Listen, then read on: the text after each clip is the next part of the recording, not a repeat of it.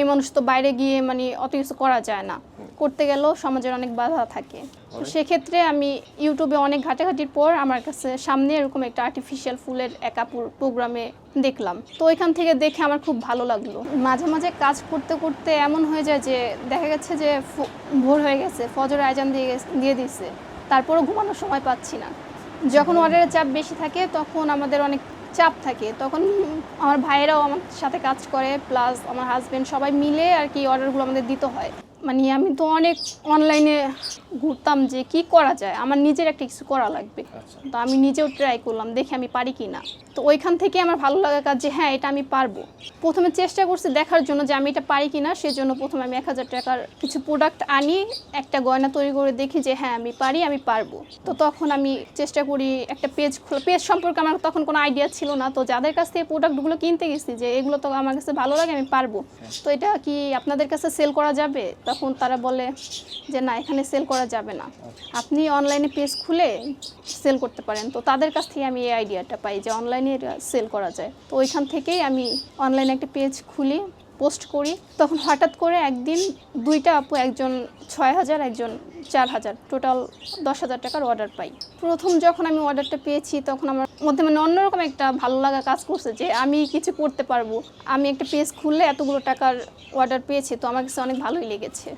আমি আর্টিফিশিয়াল ফুলের গয়না, চুলের খোপা, তারপরে হচ্ছে বরণমালা, মিরর, তারপরে আর্টিফিশিয়াল ফুল দিয়ে যত মানে যাবতীয় আইটেম, আমাদের ডালাও তৈরি করি।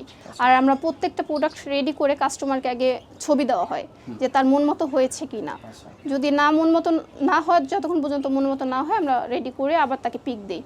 না, আমরা হচ্ছে প্রোডাক্টগুলো কাস্টমারের অর্ডারের পরে তৈরি করি। আর কাস্টমারকে অবশ্যই অ্যাডভান্স করে অর্ডার কনফার্ম করতে হয়, কারণ এগুলো কাস্টমাইজ করে না, আমরা রেডি করে রাখি না, কাস্টমার অর্ডার দেয় তারপর আমরা তৈরি করি, সেজন্য আগে পেমেন্ট করে অর্ডার কনফার্ম করতে হয়। অনেক আপুরে আছে আগে বিশ্বাস করতে চায় না, তারা পেমেন্ট করতে চায় না, কিন্তু আমাদের পেজে সকল প্রকার রিভিউ, যে আমরা গয়নাগুলো মেক করি তার ছোট ছোট ক্লিপও আমাদের পেজে শেয়ার করা আছে।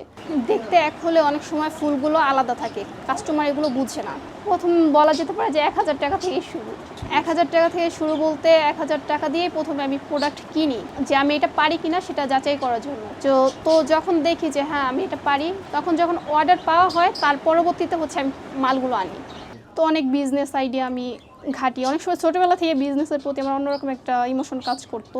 তো তখন দেখতে দেখতে মানে ওরকম যে বড় বড় কিছু করব, তো ওইগুলো তো আমার একার পক্ষে করা সম্ভব না। তো সেজন্য আমি শুরু করি, দেখি এক আপু দেখি যে রূপান্তর নামে একটা পেজে, ওইখানে আপু এগুলো সেল করে, তো বানায়। আমি প্রথমে চেষ্টা করি যে দেখি আমি এটা পারি কিনা, আমার কাছে অনেক ভালো লাগে যে এটা আমিও হয়তো পারবো, অনেক ইউনিক একটা জিনিস, যে আমি এটা পারি কিনা সেটা দেখার জন্য। তো তখন দেখি যে হ্যাঁ মানে এত পরিমাণে দাম নিছো তখন এই ম্যাটেরিয়ালগুলোর, যে 1000 টাকার প্রোডাক্ট দিয়ে আমি মাত্র 2টা নন ব্রাইডাল সেট তৈরি করতে পারি।